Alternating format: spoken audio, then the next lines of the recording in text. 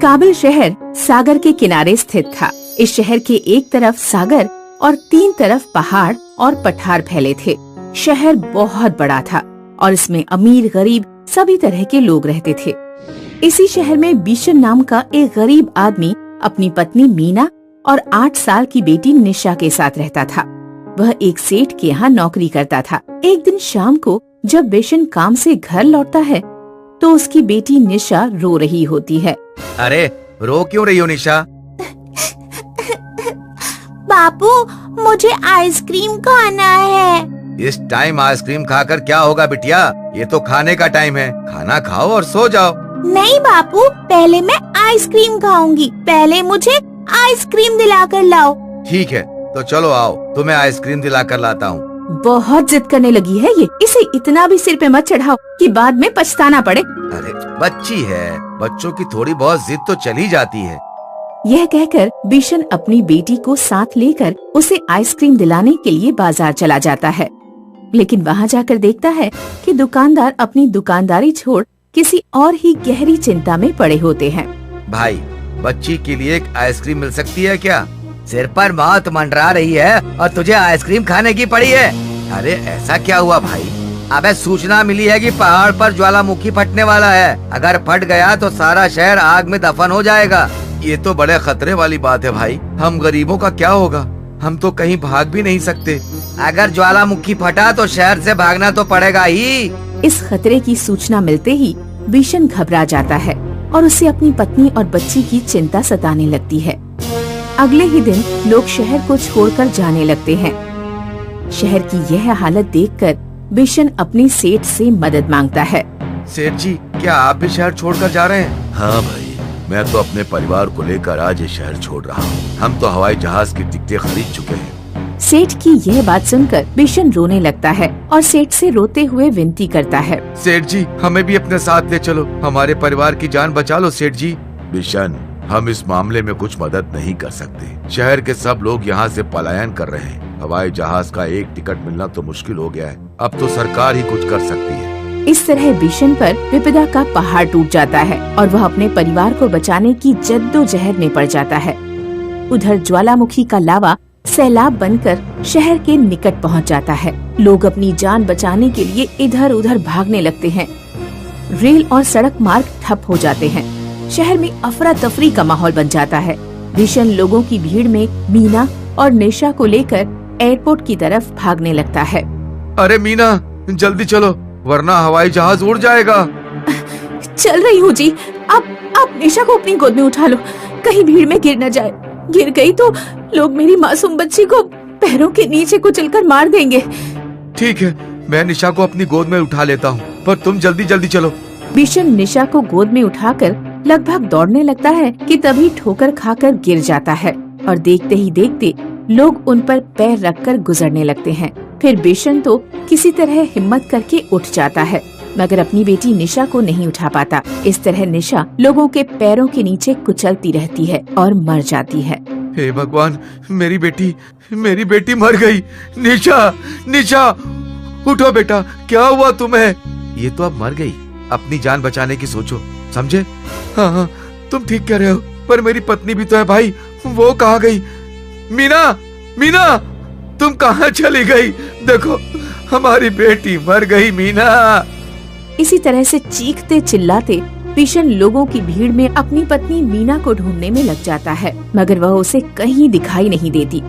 तो वह एक जगह बैठकर रोने लगता है। हे भगवान, ये कैसा बुरा वक्त दिखा दिया। मेरा तो परिवार ही मिटा दिया। बेटी मर गई और पत्नी कहीं खो गई। अब मैं क्या करूं? कुछ देर तक ऐसे ही विलाप करने के बाद बिशन एकाएक रोना बंद करके चुपचाप एयरपोर्ट की तरफ भाग लेता है। इस बार वह भीड़ को चीरता हुआ आगे निकल जाता है, मगर जैसे ही एयरपोर्ट पर पहुंचता है तो देखता है कि हवाई जहाज तो पहले से ही भर चुका है और लोग मधुमक्खियों की तरह चारों तरफ भिनभिनाते फिर रहे हैं। यहाँ तो सारा शहर जमा है। हवाई जहाज में कैसे जगह मिल सकेगी? बिशन यह कह ही रहा होता है कि तभी वहाँ मीना आ जाती है। मीना, तुम कहाँ चली गई थी? तुझे पता है, हमारी निशा को लोगों ने अपने पैरों तले कुचल कर मार डाला। पता है जी, बेटी मर गई और अब हमें भी मरना है। हम गरीबों को तो कोई तांगे में बैठाता नहीं, फिर हवाई जहाज में कौन बैठने देगा? इनमें तो अमीरों को ही जगह मिल रही है। तू घबरा मत मीना, मैं यहाँ से निकलने का कोई न कोई उपाय जरूर ढूंढ निकालूंगा। तुम्हें यहाँ रुककर मरने नहीं दूंगा। सच कहते हो जी? हाँ मीना, हाँ। उसके बाद बिशन मीना को साथ लेकर हवाई जहाज की तरफ बढ़ता है। किसी तरह उसके नीचे जा पहुंचता है। उसी समय जहाज चलने को तैयार हो जाता है। यह देख बिशन को अपनी जान बचाने के पागलपन में कुछ और नहीं सूझता, तो वह मीना को लेकर जहाज के निचले भाग में ही लटक जाता है।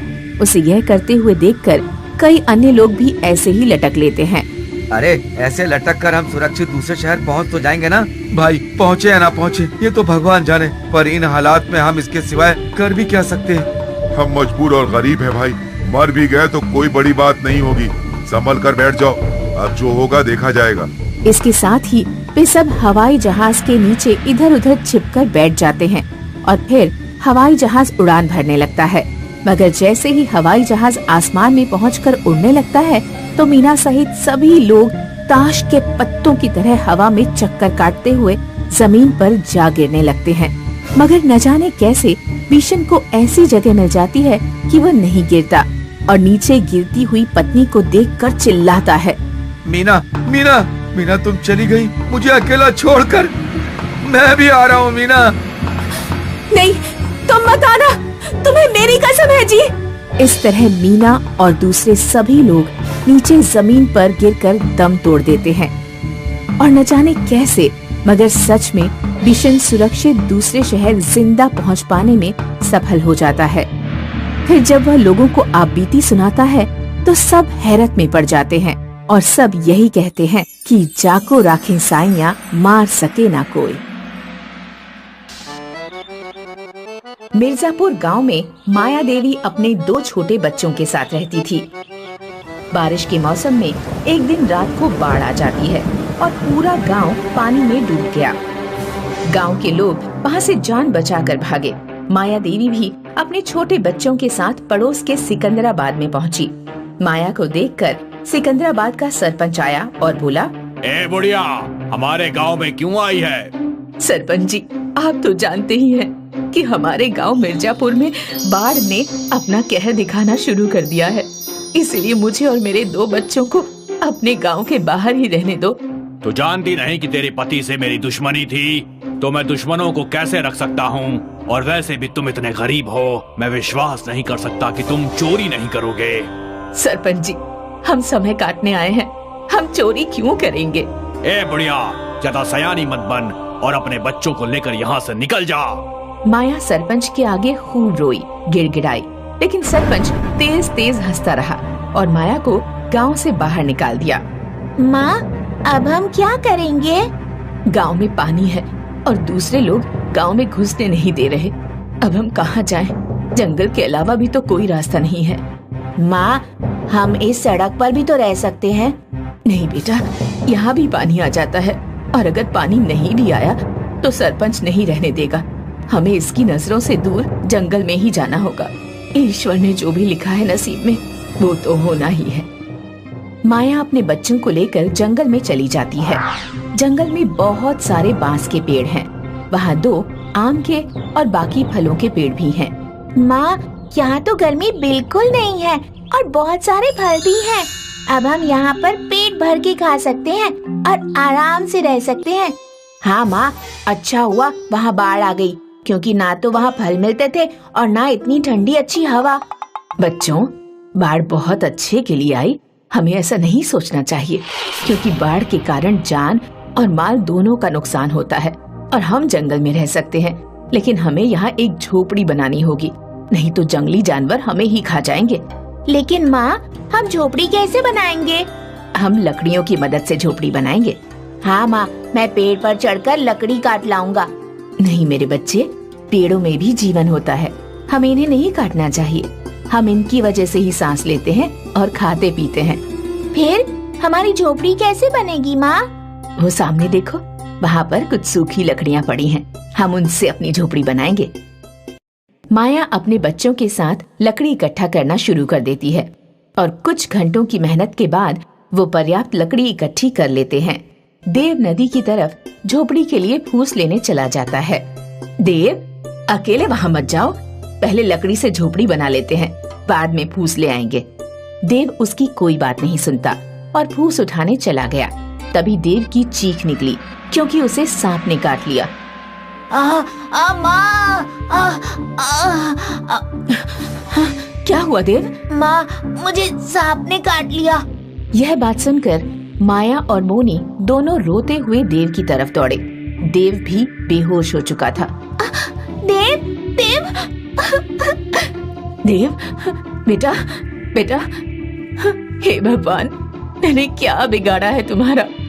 तुमने पहले पति छीन लिया, फिर घर, और अब बेटा भी। भगवान, मेरा बेटा मुझे लौटा दो। तभी उन्हें एक आवाज आती है। माया, मैं जादुई बांस का घर हूँ। मैंने तुम्हारी बातें सुनी थी कि तुम अपने बच्चों को पेड़ों के बारे में समझा रही थी। ये देखकर मुझे बहुत अच्छा लगा। मैं तुम्हारे बेटे को अब वापस जिंदा कर रहा हूँ और तुम्हें रहने के लिए एक जादुई घर दे रहा हूँ जिसमें तुम्हारा परिवार बिना किसी डर के रह पाएगा और तुम अन्य लोगों का भी भला कर पाओगी। मैं कोई सपना देख रही हूँ? अभी तुम्हारा बेटा ठीक हो जाएगा और एक आलीशान घर भी आ जाएगा जिसमें खाने का पूरा ध्यान रखा जाएगा। बस तुम अपनी आंखें बंद कर लो। माया और मोनी अपनी आंखें बंद करते हैं और जादुई बांस का घर बनकर तैयार हो गया, जो दिखने में बहुत ही सुंदर है। तभी देव भी जिंदा हो गया और उसने अपनी माँ को आवाज लगाई। माँ, माँ। देव, तू ठीक है? हाँ माँ, मैं तो सोया था और आपने तब तक इतना अच्छा घर बना दिया। घर? तीनों पीछे देखते हैं तो वो भी हैरान रह जाते हैं क्योंकि वहाँ बांस का जादुई घर है। वो तीनों जल्दी से घर के अंदर जाते हैं। अंदर से वो घर नहीं, महल है। देव और मोनी को वो घर बहुत पसंद आता है। वो वहीं रहने लगे और खूब फल खाते। इसी तरह तीनों रहने लगे। माया और उसके बच्चों के कुछ दिन आराम से बीत गए। फिर उन्होंने एक दिन देखा कि सरपंच भी बाढ़ से बचकर जंगल में भाग आया है। माया, मुझे माफ कर दे और मेरे परिवार को अपने घर में रख ले। माया, मुझे माफ कर दे। माया, आपने हमें अपने गांव में नहीं आने दिया, हम अपने गांव में क्यों आने दे? बेटा, मुझे माफ कर दो। कोई बात नहीं सरपंच जी, आ जाइए घर में। सरपंच ने जैसे ही अपने परिवार के साथ घर में कदम रखने की कोशिश की, जादुई घर ने उसको बाहर फेंक दिया और बहुत तेजी से जंगल में भी बाढ़ आ गई, जिसमें सरपंच और उसका परिवार भी बह गया। लेकिन जादुई बांस के घर को कुछ नहीं हुआ, वो सही सलामत रहा। कुछ दिन में बाढ़ का कहर शांत हो गया और माया अपने बच्चों के साथ जंगल में ही रहने लगी।